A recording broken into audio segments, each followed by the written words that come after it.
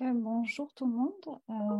Je pense que c'est midi, donc c'est l'heure de la conférence. Je me présente. Céline Delga, agente de gestion du personnel au service de gestion de la prévention. Et le service gestion de la prévention a le plaisir de vous proposer aujourd'hui une conférence animée par Julie Meyer-Reynaud qui se nomme Préserver notre santé mentale en cultivant la résilience. Donc, Julie, je vais me permettre de te présenter un petit peu pour nos participants. Donc, Julie est psychologue, en fait, au service de psychologie du CHUM. Elle possède, en fait, un doctorat en psychologie de l'Université de Montréal depuis 2009. Elle a également travaillé durant 11 années dans une équipe de santé mentale pour adultes en première ligne dans un CLSC, avant de nous rejoindre, en fait, depuis 2021, donc au CHUM. Et elle travaille présentement, en fait, pour le service transitionnel de gestion de la douleur. Et Julie a accepté très gentiment, en fait, de nous préparer une conférence sur le bien-être psychologique et la résilience. Donc, merci beaucoup, Julie. Et pour répondre à vos questions, la présentation, donc le PowerPoint sera rendu disponible et également la conférence sera enregistrée. Vous avez vu très certainement en bas de l'écran en Zoom une question-réponse. Vous pouvez poser vos questions ici. Julie essaiera d'y répondre d'ici la fin de la conférence, mais on pourra se permettre également d'y répondre par la suite. Donc, je vous souhaite une bonne conférence. Bon, merci beaucoup, Céline. Donc, on va commencer tranquillement. Comme Céline vous disait, moi, habituellement, ces temps-ci, j'accompagne davantage des patients qui souffrent de douleurs chroniques puis qui vont se faire opérer. Mais aujourd'hui, je sors un peu de ce rôle-là habituel pour vous parler de façon un peu plus générale des bonnes habitudes pour préserver notre santé mentale en cultivant la résilience. Mais aussi, ce qui m'intéressait aujourd'hui, c'était qu'on réfléchisse un peu ensemble à c'est quoi la résilience, puis qu'est-ce qu'il y a en dessous de ça, hein, pour qu'on puisse arriver peut-être à un peu un point de vue différent sur le sujet. Donc, allons-y. Nos objectifs aujourd'hui. Attendez que je retrouve le pouvoir sur mon PowerPoint. Le voilà. Donc, nos objectifs, ce sera premièrement de sensibiliser aux effets du stress sur la santé mentale. Ensuite, je vais vous introduire un peu le thème de la résilience, puis je vais un peu vous présenter ce concept-là pour qu'on puisse mieux le comprendre. Je voulais qu'on passe du temps un petit peu à réfléchir à qu'est-ce que la théorie de l'attachement, puis les mécanismes de coping ou les stratégies d'adaptation peuvent apporter là, à la réflexion au niveau de la résilience, pour que finalement on puisse se réfléchir ensemble aux différentes façons qu'on peut prendre soin de soi, puis ainsi préserver notre santé mentale. Alors, on y va. Donc, le stress, le fameux stress. Le stress, il est partout et il y en aura toujours, mais il y a des stresseurs qui sont quand même importants, qui peuvent être dérangeants, puis surtout l'accumulation de stress tout au courant de la journée puis de la vie, mais ça peut faire en sorte que ça ait des impacts sur notre santé mentale. Donc, ça, on fait juste un petit aperçu là, de stresseurs du quotidien dans les dernières années. Bien sûr, vous l'avez reconnu. Il y a notre ami la COVID qui s'est installé il y a déjà quelques années puis qui est là pour rester, qui fait un stress additionnel là, au quotidien. Plus récemment, on a aussi toutes sortes de stress qui sont reliés au transport, avec les travaux, avec les délais. Ça fait un poids à tolérer au quotidien. Il y a tout ce qui concerne la conciliation travail-famille. Ça a l'air de rien des fois de l'extérieur, mais quand on est pris avec des contraintes de tout ordre là, en lien avec la conciliation travail-famille, ça fait un stress de plus avec lequel on doit composer. Même chose pour des horaires de travail, surtout s'ils sont variables, imprévisibles parfois, c'est compliqué. Même le travail en lui-même, hein, avec ce qu'il y a de lourdeur, de complexité au niveau de la prise en charge des patients, par exemple, ça fait un stress additionnel qui s'ajoute aux autres. Puis tout ce qui est en lien avec la pénurie du personnel, je pense que vous le vivez assez au quotidien pour savoir que ça en rajoute sur les épaules de ceux qui sont là. Donc, ce ne sont que des exemples, hein. Il y en a certainement d'autres stresseurs aussi qui s'ajoutent à ceux-là et qui peuvent faire en sorte que l'équilibre parfois précaire qu'on a établi pour, dans le fond, traverser, composer avec ça au quotidien peut être facilement déséquilibré, hein. Il s'agit qu'il y ait une petite roche qui se déplace un petit peu, puis des fois, tout peut s'écrouler. Puis c'est à ce moment-là qu'on va commencer à développer certains symptômes, que ce soit de l'anxiété, des symptômes de dépression ou d'épuisement, de burn-out.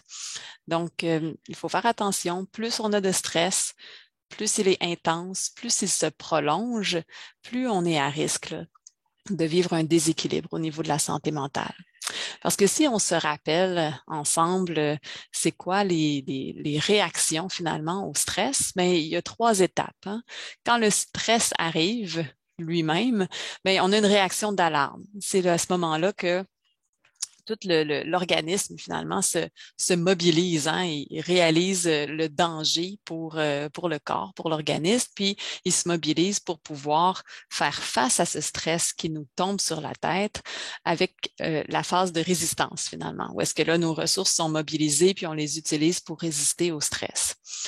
Puis c'est bien tout ça, mais on n'est pas fait pour résister à un stress intense pendant une période prolongée de temps. La phase de résistance, elle ne peut pas durer pour toujours parce qu'éventuellement, nos ressources sont épuisées, puis on arrive à la phase, la bien nommée épuisement, où là, on a besoin de repos. Donc, si on ne peut pas avoir le repos dont on a besoin quand on est rendu là, bien, on peut développer des problèmes de santé mentale, entre autres. Par contre, si le stress, c'est pas mauvais en soi, hein. Si on n'a pas du tout de stress, ben on n'est pas mieux dans le sens on peut vivre de l'ennui, on peut être fatigué, être démotivé aussi. Donc, notre niveau de performance, il est le meilleur quand on a un niveau de stress que je dirais modéré, hein, où est-ce que on est quand même stimulé par ce qu'on a à faire, par les choses. On a certains défis finalement, puis ça nous permet de nous réaliser sans qu'on se sente dépassé, écrasé par tout ce qu'on a à faire ou tout le stress qu'on a à gérer. Parce qu'évidemment, quand on vient à un excès de stress, ben, c'est là que rentre l'impression qu'on est sous pression, on a une fatigue dans le sens d'un épuisement, on peut vivre de l'anxiété, on peut vivre une perte de contrôle, des paniques des fois, puis ça pourrait aller jusqu'à la dépression. Donc, du stress, de toute façon, on en a toujours, c'est bon un petit peu, mais pas trop, puis pas trop longtemps. Parce que quand il y a trop de stress pendant trop longtemps, ben ça fait un peu comme cette corde, hein, elle peut s'effriter, puis finalement, elle ne tient qu'à un fil, puis c'est là qu'on passe du stress à la détresse. Alors, on sait que ce genre de préoccupation-là, hein, l'impact que tout ça peut avoir sur la santé mentale, c'est quelque chose qui préoccupe beaucoup les gens, hein. D'ailleurs, une collègue me faisait part récemment qu'elle avait vu cette belle affiche faite par le programme d'aide aux médecins du Québec qui était affichée à la salle de réveil. Donc, pour prendre ces signes vitaux psychologiques, hein, c'est une façon de faire un peu un auto-examen, de dire où est-ce que j'en suis? Est-ce que j'approche d'un niveau de détresse? Est-ce que je me sens plus fragile? Donc, c'est assez bien fait, hein, avec toutes sortes de symptômes ou de caractéristiques qu'on peut voir pour jauger finalement où est-ce qu'on en est, avec certaines recommandations là, dans le bas des stratégies pour quoi faire pour faire redescendre un peu la pression puis prendre soin de soi. Donc, c'est au goût du jour, là, je vous dirais, c'est quelque chose qui est de plus en plus, auquel on est de plus en plus sensibilisé pour pas laisser ce côté-là aller, hein, finalement. D'ailleurs, au CHUM, en 2020, il y avait aussi eu une présentation dans le cadre de la semaine de prévention du suicide par Dr Bergeron, qui est psychiatre ici, Monsieur Geoffrion, sur la détresse psychologique expérimentée par les travailleurs de la santé pendant la deuxième vague de la COVID-19. Ça a été beaucoup étudié, la santé psychologique dans le contexte de la COVID, mais même au CHUM, on a une étude qui était très intéressante, où est-ce qu'on a utilisé une application pour pouvoir mesurer pendant une certaine période de temps les symptômes de détresse psychologique qui étaient vécus par les employés dans différentes, pas seulement au CHUM, là, dans différents milieux de la santé au Québec. Et puis, ça confirme un peu que le stress, ça a un impact sur la santé mentale, puisque pendant la deuxième vague de COVID, les symptômes de détresse psychologique, que ce soit l'anxiété, la dépression ou l'état de stress post-traumatique, les symptômes rapportés étaient 2 à 3 fois plus élevés qu'ils le sont normalement, qu'ils l'étaient avant, finalement, la COVID-19. Donc, on voit que ça a un impact qui est quand même significatif. Par contre, ce qui était très intéressant dans leur étude, c'est qu'ils ont fait, par des analyses, émerger différents profils, différentes trajectoires au niveau des symptômes rapportés. Puis, il ressortait quatre profils finalement. On pouvait voir qu'il y avait à peu près le 2 tiers des participants qui n'avaient jamais dépassé le seuil clinique, le seuil à partir duquel on dit « Ah, ça y est, on est en dépression » ou « Vous avez un trouble anxieux ». 2 tiers des gens qui avaient participé à l'étude n'avaient jamais dépassé ce seuil-là. Donc, ça ne veut pas dire qu'ils vivaient rien de difficile, mais ils arrivaient à maintenir un niveau de fonctionnement qui était tout à fait adéquat. On peut dire que ces gens-là ont fait preuve vraiment de résilience dans le contexte. Il y avait 19% des gens qui avaient eu des symptômes significatifs, donc qui dépassaient le seuil clinique au départ, mais qui, dans les semaines qui ont suivi, s'étaient adaptés puis que leurs symptômes étaient redescendus à un niveau tout à fait acceptable eux aussi. On peut dire qu'ils ont fait preuve de résilience. Puis, il restait un 7% pour qui le niveau de détresse demeurait élevé, qu'ils étaient proches du seuil clinique, soit un petit peu au-dessus, soit un petit peu en dessous. Et 8% pour lesquels les symptômes augmentaient de façon progressive mais constante tout au long de la période de l'étude. Donc, pour ces personnes-là avaient eu plus de difficultés finalement à composer ou à trouver des stratégies pour composer avec le stress que représentait la deuxième vague. C'est ça qui est le plus intéressant dans le fond, parce que le stress, on en a, il y en aura toujours, puis on peut pas prévoir un moment où est-ce que le stress ne fera plus partie de la vie vraiment. Fait que ce qui est important, c'est de pouvoir trouver des façons de composer avec cette réalité-là, finalement. Donc, quoi de mieux que de mieux comprendre la résilience? La résilience, on en a un bel exemple ici, c'est la résilience dans la nature. On peut dire que c'est la capacité que certains organismes vivants, cette fois-ci c'est un arbre, là, ont de pouvoir fleurir, se développer admirablement, même dans un terrain qui est peu propice à ce développement-là. Donc ici, à flanc de montagne, c'est presque désertique, mais on a un beau pin qui réussit à vivre et à fleurir, pas fleurir pour un pin, mais vous comprenez le principe. Au niveau des humains, finalement, la résilience, on la définit de façon large comme étant la capacité à rebondir quand on vit de l'adversité. Puis ce qu'on sait maintenant, c'est que la résilience, c'est pas tant, c'est pas un trait de caractère immuable ou inné. C'est quelque chose qui se développe avec l'interaction de plusieurs facteurs de protection. Donc, un des premiers facteurs importants, c'est l'accès en jeune âge à une relation qui est stable et soutenante. C'est quelque chose qui a été démontré comme étant très propice, là, donnant des outils propices pour le développement de la résilience. Les gens qui ont un plus grand sentiment de contrôle par rapport à ce qui arrive, ça aide beaucoup à être résilient. Les gens aussi qui ont de bonnes fonctions exécutives et d'autorégulation, c'est-à-dire qui sont bons pour prendre des décisions, puis pour gérer leurs émotions, faire en sorte que les émotions ne prennent pas toute la place à l'intérieur d'eux, sont des personnes qui ont habituellement un niveau plus élevé de résilience. Ceux aussi qui sont grandis ou qui vivent dans un peu l'encadrement qu'offre une religion ou des traditions culturelles fortes, sont reconnus comme ayant une plus grande capacité de résilience. Fait que la résilience, en gros, comment ça fonctionne? Donc, si vous voyez là, l'image qui est devant vous, à la naissance, on part déjà avec certaines ressources ou certaines capacités. Hein, c'est un peu comment on est fait. Il y a des gens qui ont un peu une prédisposition euh, déjà à quelque chose de positif. Mais tout ça, c'est seulement la base. Après, avec ce qu'on vit, avec les expériences de vie, euh, si on a accès, par exemple, à cette relation stable et soutenante, ben, on développe aussi des capacités de plus en plus à faire face à toutes sortes de situations. Donc, quand on développe la résilience, finalement, nos ressources, qui sont un peu nos petits cubes, là, qui sont jaunes, verts, orange, nous permettent de faire pencher la balance quand on vit de l'adversité, qui sont les petits cubes rouges, bruns, gris de l'autre côté, du bon côté pour qu'on ait ce qu'on dit les positive outcomes.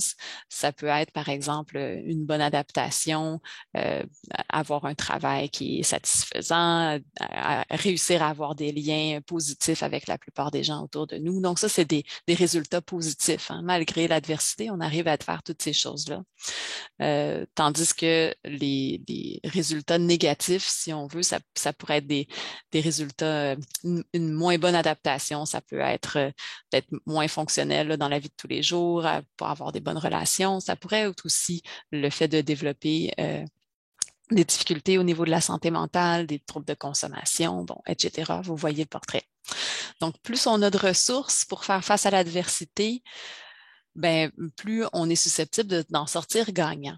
Ce qu'on sait avec la résilience, c'est que ça vient affecter, dans le fond, le point d'appui de la balance, ce qui est marqué comme le fulcrum, c'est en anglais, dans le fond, c'est un point pivot.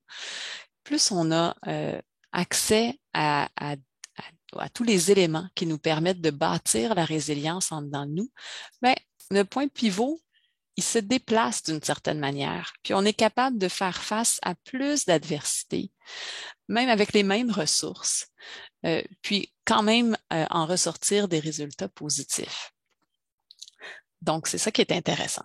C'est comme si ça développe de plus en plus notre résistance à ce qui est difficile.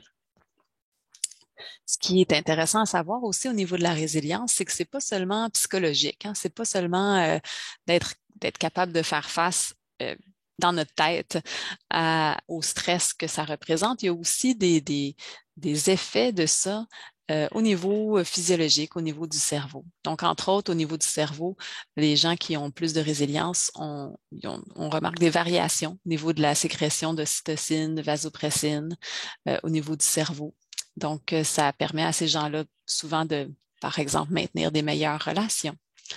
Au niveau du système immunitaire, les gens qui ont une meilleure résilience sont connus pour avoir une réaction inflammatoire qui est moins grande que d'autres, avec tout ce que ça peut impliquer là, au niveau de développement de maladies chroniques, par exemple. Même au niveau de l'expression des gènes, hein, on sait que les gènes, certaines s'expriment plus ou moins en fonction de l'environnement, ben ça joue aussi au niveau de la résilience. Il y a certaines sensibilités des gènes qui vont être moins grandes à se développer en fonction de ce qui se passe dans l'environnement que pour d'autres personnes. Il y a certaines gènes qui vont permettre au cerveau de générer des protéines qui vont permettre de moins répondre au stress chronique chez les gens qui sont résilients. Donc, bon, je vous avouerai que cette dimension-là, c'est pas ma spécialité là, comme psychologue, mais de plus en plus, il y a de la recherche qui se fait à ce niveau-là, puis qui démontre des choses quand même intéressantes. Finalement, je vous mets quand même qu'on fasse attention. Hein, la résilience, c'est une caractéristique, mais c'est pas un trait immuable. Là, comme je vous disais tantôt, on peut pas séparer les gens entre ceux qui sont des mini super-héros puis ceux qui le sont pas. C'est pas l'équivalent d'une force personnelle ou de l'héroïsme, ou c'est pas non plus le reflet de la détermination de quelqu'un à traverser l'adversité. C'est autre chose. Hein. Puis c'est pas un trait qui est immuable. Quand on peut avoir des fois une réaction de résilience à une certaine situation qui est très bonne, puis à un autre moment de la vie, ben c'est un peu plus difficile pour toutes sortes de raisons. Ce qui est le plus intéressant pour ce qui nous intéresse aujourd'hui, c'est que les capacités qui favorisent la résilience, bien, celles-là, elles peuvent être renforcées à tous âges. Donc, on peut avoir un certain impact sur la résilience qu'on va avoir là, dans le futur. Des certaines capacités qui peuvent être améliorées, c'est tout ce qui concerne les mécanismes de coping, donc d'avoir des bonnes stratégies pour faire face à l'adversité, puis aussi la pratique d'activité physique, puis la pratique d'activités qui permettent de réduire le stress, hein, comme ce qu'on connaît là, au niveau de la pleine conscience. Ça, c'est une autre voie aussi pour favoriser la résilience. Donc, gardez ça en tête, puis j'y reviens un petit peu plus tard dans la présentation. Donc, je voulais commencer par vous parler de l'attachement. Tantôt, je vous ai dit que la résilience, ça se développait à la base quand on avait une relation stable et soutenante. Mais en psychologie, il y a vraiment un large champ qui s'attarde justement à ça, aux relations qu'on développe à l'enfance avec les personnes qui prennent soin de nous. C'est tout ce qui porte sur l'attachement. Donc, on sait très bien que les premières relations ont une influence majeure sur comment on se développe au niveau de tout ce qui est la régulation émotionnelle, tout ce qui est aussi la perception qu'on a de soi, des autres, du monde. Donc, les premières relations ont vraiment un impact sur, en quelque sorte, des convictions émotionnelles qu'on va avoir ensuite pour longtemps, surtout c'est ça, surtout. Le style d'attachement, il influence beaucoup les représentations qu'on a de soi, des autres et du monde. Ça peut se transformer dans le courant de la vie, c'est pas complètement immuable, mais c'est sûr qu'il y a une base là qui est quand même significative. Donc, je vais vous en parler un peu plus après. Puis, ce qu'on sait aussi, c'est que l'attachement sécure est associé à une plus grande résilience. Donc, il y en a, on peut séparer les styles d'attachement en gros en 4 styles qui sont déterminés en bonne partie par 2 dimensions. Donc, l'image qu'on a de soi, si elle est positive ou négative, et l'image qu'on a des autres, encore une fois, si elle est positive ou négative. Donc, si on commence par le style sécure, c'est celui qu'on retrouve quand même en plus grande proportion dans la population, mais c'est des gens qui sont chanceux, là, entre vous et moi, qui ont eu des relations, des bonnes relations, dans le fond, avec la personne qui prenait soin d'eux le plus, parce que c'est pas nécessairement les parents. Évidemment, habituellement, c'est les parents, habituellement, c'est la mère, mais ça peut être n'importe qui prend soin de l'enfant d'une façon régulière, puis avec qui se développe une relation significative. Donc, les gens qui ont un attachement sécure ont habituellement une bonne confiance en soi, une bonne confiance envers les autres aussi. Ils ont des meilleures capacités pour gérer leurs émotions. Ils savent demander de l'aide quand ils en ont besoin. Les gens qui ont un style d'attachement préoccupé, habituellement, c'est un petit peu plus dur au niveau de l'estime de soi. Ils peuvent avoir une image négative d'eux-mêmes. Par contre, ils ont vraiment confiance envers les autres, des fois un peu trop. C'est comme par opposition à la confiance qu'ils ont en eux-mêmes. C'est des gens parfois qui vont démontrer beaucoup d'émotions. On peut imaginer que c'est peut-être pour appeler les autres à davantage être présents auprès d'eux, qui vont craindre l'abandon aussi. Donc, c'est ça. Pour les gens qui ont un style d'attachement qui est plus évitant, eux, ils ont habituellement une meilleure confiance en eux et ils sont un peu moins confiants envers les autres. Donc, des fois, ça peut se traduire par une certaine méfiance ou un désir de garder une plus grande distance par rapport aux autres. Des gens qui sont habituellement très, très autonomes, très indépendants, qui parfois expriment peu leurs émotions. Puis finalement, un style désorganisé qui était vraiment, franchement, c'est peu commun. La confiance est perturbée. Ces gens-là peuvent avoir des comportements contradictoires, des réactions émotionnelles imprévisibles. Évidemment, vous pouvez imaginer que c'est beaucoup plus associé à des difficultés au niveau de la santé mentale, là, ce style-là, mais c'est quand même peu fréquent dans la population. Donc, je vous présente tout ça pour vous dire qu'on est chanceux habituellement quand on a un style d'attachement sécure. Mais si jamais vous vous reconnaissez dans un style d'attachement préoccupé, évitant ou même désorganisé, ben, c'est pas la fin du monde. Il y a des choses que vous pouvez faire en étant quand même sensible à cette réalité-là pour quand même développer la résilience. Donc, on va y revenir tantôt. Donc, tantôt, je vous disais aussi que les mécanismes de coping, c'était une des choses qu'on pouvait améliorer pour développer aussi notre résilience. Donc, je voulais vous en parler un peu plus. La définition officielle, ce sont les efforts cognitifs et comportementaux en constante évolution qui sont déployés pour faire face aux demandes externes ou internes, spécifiques, évaluées comme étant exigeantes ou dépassant les ressources d'une personne. Bon, c'est une grosse définition qui veut dire en fait tout ce qu'on fait, que ce soit dans notre tête ou dans nos gestes, pour faire face à quelque chose qui est difficile, qui est exigeant. Donc, pour faire face à un stresseur, finalement. Puis, ce qui est intéressant là-dedans, c'est qu'elles sont en constante évolution, ces stratégies-là. C'est ça qui est le plus important. Donc, on peut penser, c'est vraiment vaste, là, les mécanismes de coping. C'est tous les comportements qui sont possibles, qui soient adaptés ou mal adaptés parfois pour faire face à un stress.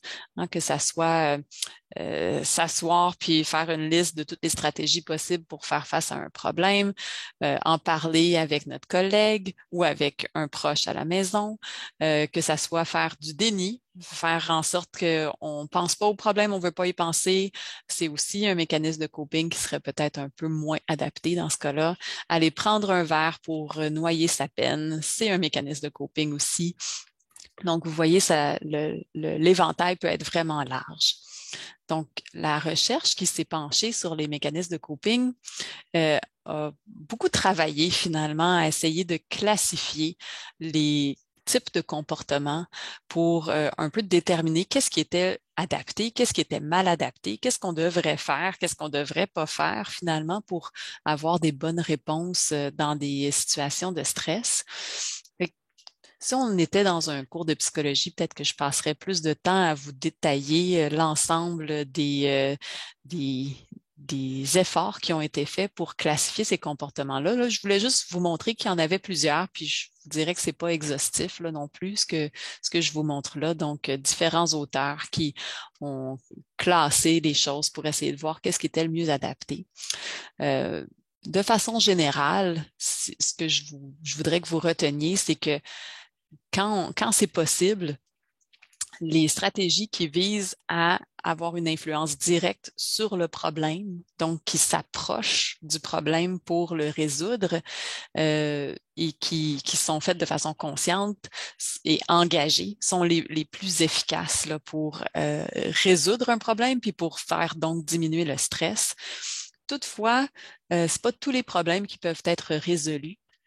Donc, le plus important, c'est d'avoir une approche qui est flexible et qui est dynamique. C'est-à-dire que on soit capable d'utiliser des stratégies différentes pour faire face aux problèmes qui sont eux aussi différents et de réussir, si une stratégie qui fonctionne pas bien, d'en utiliser une autre pour pouvoir réagir aux situations difficiles de la façon la plus adaptée possible. Une autre chose qui ressort de cette recherche-là, c'est que certains comportements qui d'emblée paraissent mal adaptés, comme tantôt je vous disais, aller prendre un verre puis noyer sa peine, c'est pas nécessairement toujours mal adapté, surtout si c'est transitoire. Si on imagine là, que vous avez passé la pire journée de votre vie puis que cette soirée-là, vous avez besoin de plus qu'un verre pour un peu mettre à distance les émotions qui sont soulevés par cette expérience-là, mais c'est peut-être pas la fin du monde si c'est quelque chose qui arrive de façon ponctuelle, puis que le lendemain, ben, vous prenez une stratégie différente finalement pour faire face à ça. Donc, tant que c'est dynamique, tant qu'il y a une grande flexibilité, c'est habituellement la clé du succès. Donc, si on met tout ça ensemble, là, je vous ai parlé de beaucoup de choses, de la résilience, de l'attachement, des mécanismes de coping, mais ça va un peu tout ensemble. Fait que je vous propose un peu, je vous dirais, Ma perception, là, c'est soutenu évidemment parce que je connais, mais il n'y a pas de recherche qui démontre ça à 100%, mais quand même, on peut imaginer que quand on a accès à la présence d'une figure d'attachement, donc la personne qui a pris soin de nous le plus, qui était sensible, qui a favorisé chez nous, donc chez vous, une bonne régulation des émotions, hein, en répondant aux demandes, puis en ayant une approche chaleureuse finalement. Mais ça favorise chez l'enfant la régulation émotionnelle. Ça favorise aussi l'apprentissage de ces techniques-là, hein, de cette façon-là de se voir, de voir les autres. Puis c'est plus facile pour l'enfant avec le temps d'apprendre à s'autoréguler. C'est-à-dire que quand il y a quelque chose d'inconfortable qui survient ou il y a un stresseur, ben il y a il commence à avoir un petit éventail de comportements pour faire face à ces stress-là, puis ils arrivent à s'autoréguler un petit peu mieux. Ce qu'elle fait aussi la figure d'attachement, c'est que elle fait elle-même la démonstration de différents mécanismes de coping, hein. Fait que l'enfant qui est avec elle régulièrement peut apprendre de ça par modeling. Puis ça permet de développer chez lui un sentiment plus grand de contrôle sur les événements, hein. Il sait qu'il a à sa disposition plus de façons pour faire face à des stresseurs. Donc, à l'âge adulte, avec l'expérience, ben, ça permet un meilleur ajustement aux événements stressants. C'est un peu l'idée finalement de l'ensemble de ces dimensions-là. Fait que comment on fait face le mieux aux situations stressantes, multiples et générales? Ben, on essaie de prendre soin de soi. Fait que je vous apprendrai rien de nouveau, je crois, par rapport à ça. Je pense même que vous le savez probablement déjà, que de faire de l'exercice, de bien manger, de faire les choses qu'il faut pour avoir des bonnes habitudes de vie au niveau du sommeil, que de maintenir un réseau de soutien ou en tout cas des relations qui sont agréables et saines autour de vous, puis d'avoir un peu des pratiques pour vous apaiser, comme ce l'est là, quand on parle de pleine conscience, que toutes ces choses-là sont des bonnes habitudes de vie de façon générale. Elles préviennent certaines maladies physiques, mais elles préviennent aussi le développement de difficultés au niveau de la santé mentale, en particulier quand on parle de l'exercice. Il y a plusieurs études qui sont sorties, entre autres, là, en lien avec la dépression, disant que l'exercice avait un peu l'effet d'un antidépresseur quand on parle de symptômes légers de dépression. Puis au niveau de la pleine conscience aussi, ça peut être ça peut faire une grosse différence là, au niveau du développement de symptômes préoccupants au niveau de la santé mentale. Mais j'ai l'impression que ces choses-là, on les sait déjà. Ce qui est le plus difficile, c'est de les appliquer, hein, parce que ça prend du temps, puis ça prend une certaine euh, un peu d'énergie finalement pour réfléchir des fois à comment on va mettre en place des bonnes habitudes de vie à tous ces niveaux-là. Des fois même, je ne sais pas pour vous, mais pour moi, des fois, juste savoir qu'il faudrait que je fasse bien toutes ces choses-là, ça peut être un stress en soi. Donc, je m'amuse un petit peu là, en vous présentant cette petite BD. On a une dame qui nous dit que c'est pas facile de faire 60 minutes d'exercice par jour avec son horaire chargé, puis que donc aujourd'hui, elle a fait 360 fois des petites marches de 10 secondes. Donc, ça représente un petit peu des fois ce que ça peut être, hein, la pression du temps, là, si on repense au stresseur du début, là, avec le transport qui prend plus de temps, puis les enfants, puis tout ça. Euh, bon. Fait que, il y a ça à prendre en considération, mais il y a pas juste ça, hein. Peut-être des fois aussi que un peu l'identité qu'on a, comme d'être un soignant. Nous, on est des gens qui prennent soin des autres, hein, autant vous que moi. Euh, Puis ça teinte un peu, pas mal, qui on est, hein. Parce que des fois, quand on est un soignant, puis que ça fait une partie intégrante de notre identité, hein, c'est qui on est. C'est quand même pas évident de basculer vers une autre position, hein, celle d'être le soigné ou de celui qui a besoin d'aide. C'est pas évident d'abord face à soi-même, d'accepter ça, d'accepter que peut-être là, on est dépassé pour toutes sortes de raisons, puis que on n'est pas aussi tout puissant qu'on aurait souhaité. Ça peut être difficile aussi face aux autres, face à nos collègues ou face à notre famille qui nous voit eux aussi comme étant un soignant, hein, quasiment parfois au-dessus de ça, là, la maladie, puis certainement au-dessus des enjeux de santé mentale. Donc, c'est connu, les gens qui travaillent qui sont des soignants, en fait, souvent, ils sous-utilisent les ressources de soutien ou le suivi professionnel. Donc, je pense que c'est important de pouvoir prendre un peu de recul par rapport à ça, hein, de se rappeler qu'avant d'être un soignant, ben, on est d'abord humain. Puis, dans le fond, parce que j'ai toujours en tête l'idée que ça peut représenter aussi une pression d'avoir à faire autant de bonnes choses pour prendre soin de soi, d'avoir toutes les bonnes habitudes de vie. Peut-être, tu sais, pour pas tomber dans une idée de performance comme ça, peut-être que ce qui est le plus important quand on veut prendre soin de soi, c'est pas tant ce qu'on fait concrètement, mais aussi comment on est avec soi-même. Hein? Si on a une certaine relation avec soi qui peut être parfois intransigeante, mais qui peut aussi être douce et empreinte de bienveillance. Puis c'est ce que je nous souhaite à tous, hein, qu'on puisse cultiver l'autocompassion finalement. Donc, qu'est-ce que c'est l'autocompassion?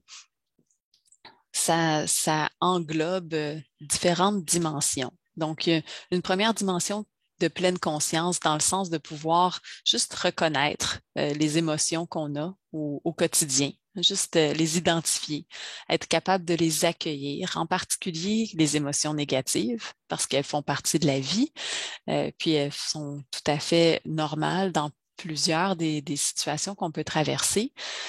Donc, pouvoir les reconnaître, les accueillir, puis être chaleureux, donc avoir de la bienveillance pour soi, être soutenant pour soi. C'est un peu comme agir avec soi-même comme on le ferait pour un bon ami, pour un proche, à la limite être un bon parent pour soi de cette façon-là.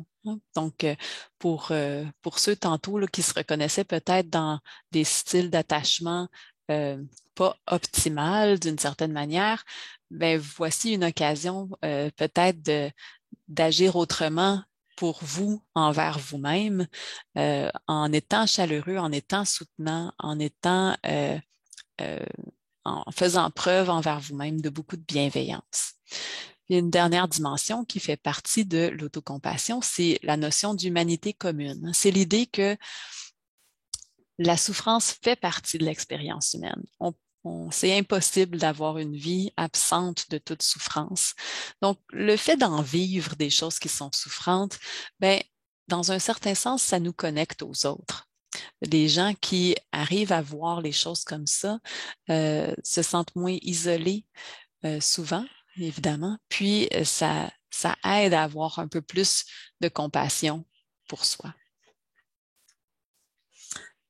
Ce qui est intéressant avec l'autocompassion, c'est que selon certaines études comme celle-ci là, que je vous note en bas de page, ils ont regardé chez des adolescents qui vivaient de l'intimidation, dans le fond, quel était l'impact de leur capacité à avoir de l'autocompassion pour eux-mêmes. Puis ce qu'ils ont vu, c'est que leur niveau d'autocompassion, ça expliquait une plus grande part de la variance des symptômes psychologiques comme l'anxiété et la dépression que le niveau d'intimidation. Donc, c'est comme si c'était en bonne partie ce qui protégeait dans une expérience qui est quand même difficile, l'intimidation, contre le développement de symptômes psychologiques. Les gens qui avaient plus d'autocompassion, ils arrivaient à mieux composer finalement, à ce que ça affecte moins leur fonctionnement. En fait, c'est dire que notre façon de réagir aux stresseurs, hein, que ça, avec nos stratégies d'adaptation, avec l'autocompassion, ça a plus d'importance en bout de ligne que l'intensité des stresseurs qu'on vit. C'est quand même fort.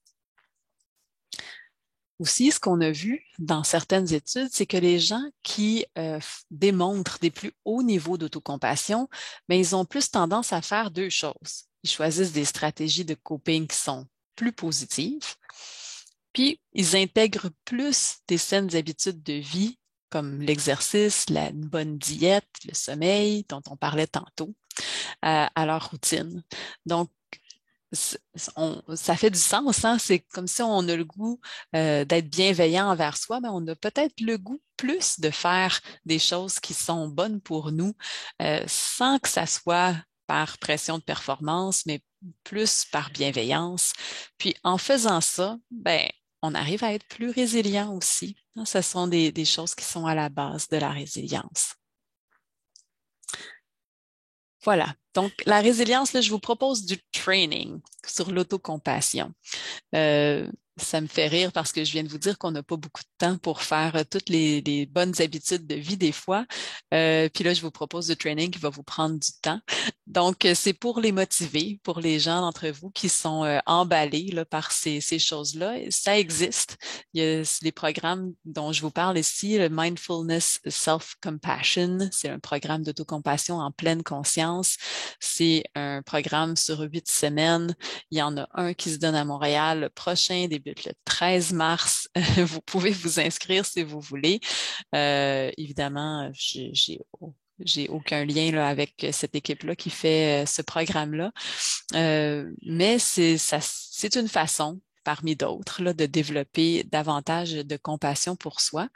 Il y a aussi un programme connu qui permet aussi de développer tous les aspects de pleine conscience. C'est le Mindfulness-Based, pardon, il y a une petite erreur, Stress Reduction. Il y en a plusieurs des programmes de ce type-là qui s'offrent à différents endroits au Québec, à Montréal aussi. Donc, ça peut être intéressant. Par contre, ça prend beaucoup de temps. Fait que c'est pour les motiver, pour les personnes pour qui, bon, la motivation est là, mais peut-être en moins grande quantité ou avec moins de temps. La première chose à faire pour développer l'autocompassion, c'est vraiment de commencer à s'intéresser à notre relation envers nous-mêmes, hein, à comment on se parle à l'intérieur, dans l'espèce de petits dialogues qu'on peut avoir avec soi, qui des fois devient un peu comme, il fait partie des meubles, hein, on s'en rend plus ou moins compte.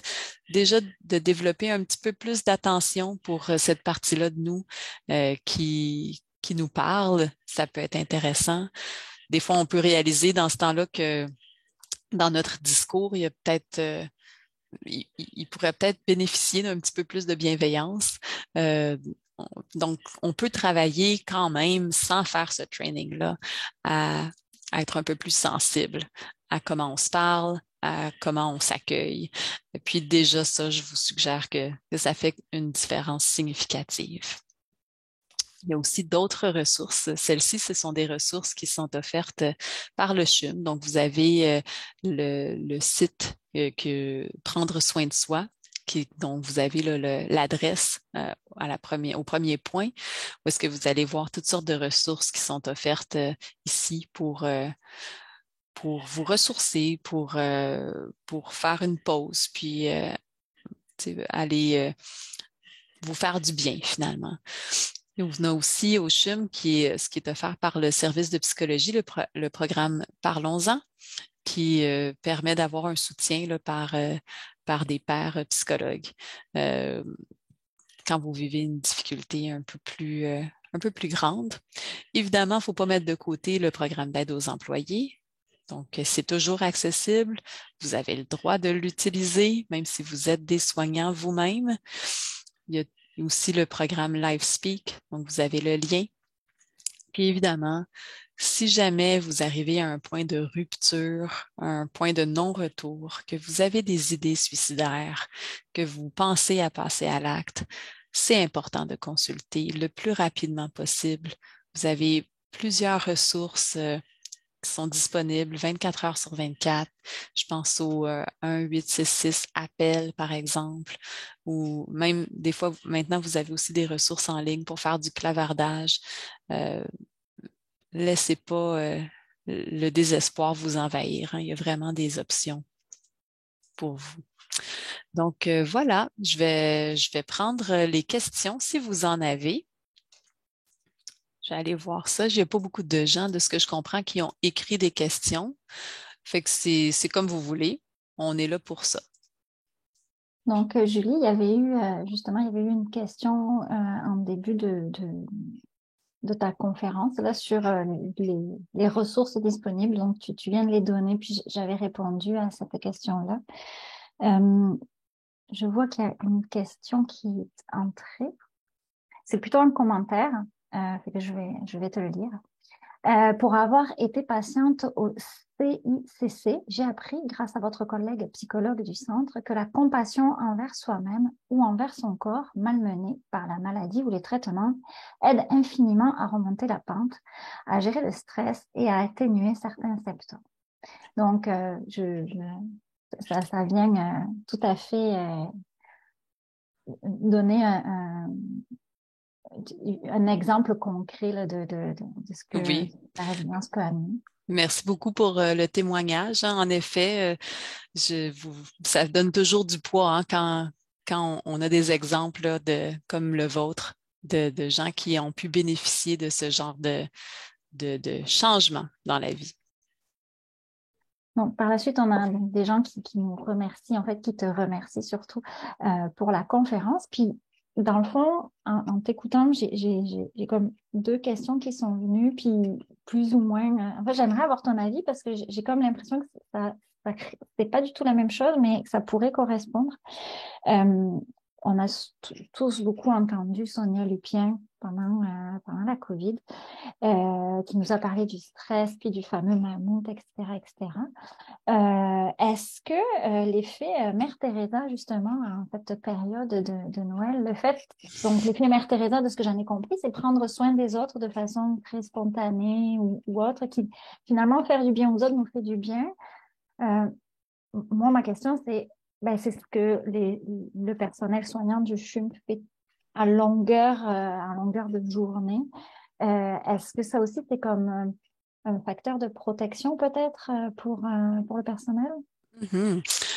Mais je pense que tout à fait. Ce qui est intéressant dans ce que tu amènes, Céline, c'est l'idée du sens, hein. C'est tellement significatif de pouvoir prendre soin de personnes qui sont en détresse, de pouvoir tu sais, de sentir qu'on est utile, puis que nos efforts, notre travail sert à quelque chose.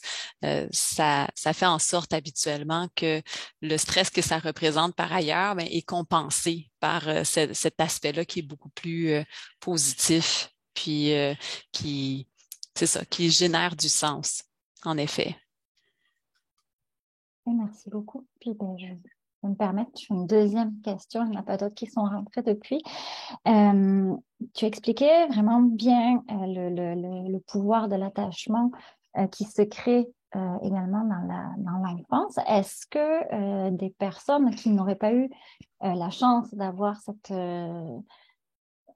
ce contexte d'attachement très salvateur peuvent par la suite, avec les différents outils que tu nous as partagés, développer finalement un sain attachement finalement pour pouvoir arriver à une certaine autocompassion puis résilience, comme tu le présentes. Mhm. Ben, je pense qu'il y a deux choses, c'est-à-dire le fait de pas avoir de pas avoir un attachement sécure, c'est pas un frein à développer de l'autocompassion pour soi. C'est la première chose.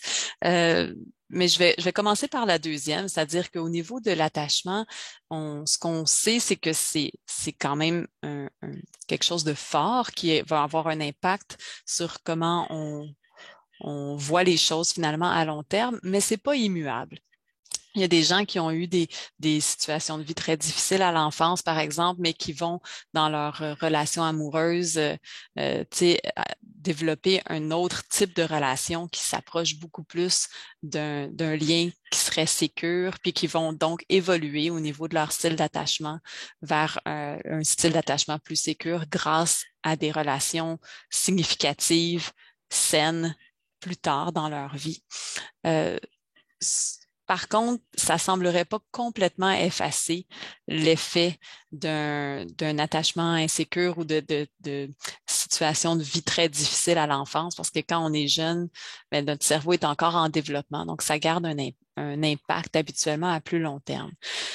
Mais comme ce n'est pas un frein, le fait d'avoir eu un attachement insécure à l'enfance au développement de l'autocompassion, ce que j'aimerais dire, dans le fond, à toutes les personnes qui peuvent se reconnaître en partie ou en totalité là-dedans, c'est que dans le fond, il faut être un peu plus sensible, il faut faire encore un petit peu plus preuve d'autocompassion quand on a eu des situations de cet ordre-là dans notre vie, parce que c'est un peu plus difficile finalement d'être résilient face à des stresseurs qui s'accumulent puis qui sont forts. Donc, c'est encore plus important peut-être pour eux d'avoir une sensibilité à cet aspect-là, puis à faire particulièrement attention à comment ils se traitent maintenant eux-mêmes.